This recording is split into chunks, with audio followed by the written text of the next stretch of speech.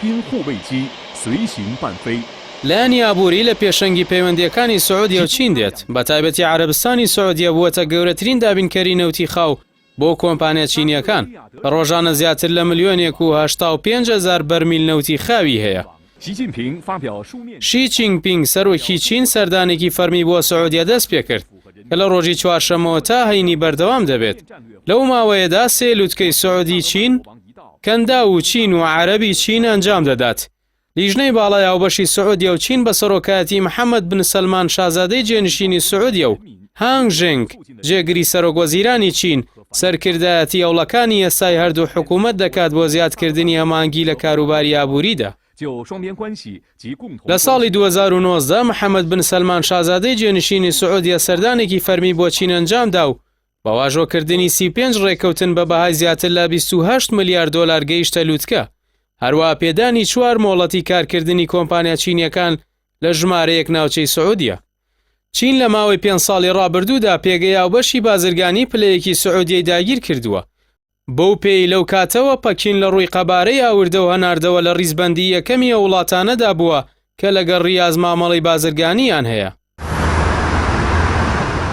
قەبارەی بازرگانی نێوان ریاض و پەکین لە ساڵی 2021 گەیشتە 309 ملیار ریال کە دەکاتە 82 ملیار و 400 ملیۆن دۆلار کە بەراورد بە ساڵی 2020 بە ڕێژەی 139 زیادی کردووە. کۆی قەبارەی هەناردەکردنی سعودیە بۆ چین 192 ملیار ریال بووە کە دەکاتە 51 ملیار و 200 ملیۆن دۆلار. لەو ژمارەیە شەناردەکردنی غەیرە نەوت 11 ملیار دۆلار بووە.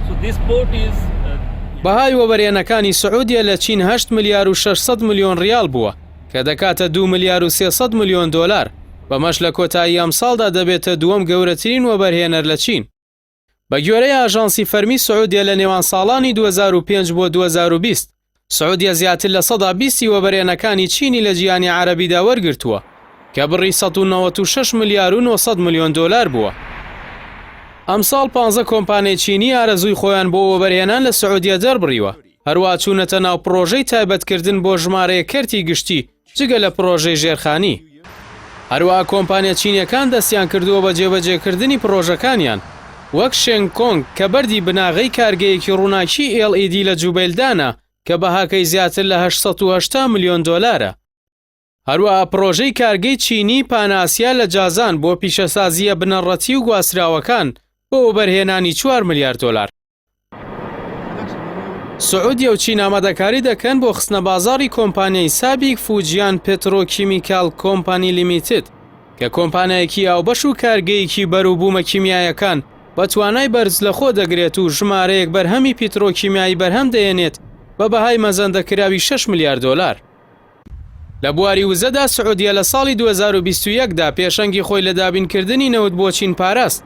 بۆ پێی هاوردەی چینی لە شانشینی سعودیە بە ڕێژەی لە 1.3 زیادی کردووە بە بەراورد بە ساڵی 2020. هەروە بە پێی داتا گومرکەکان لە چین پشکەکەی بۆ 170 کۆی هاوردەکردن زیادی کردووە.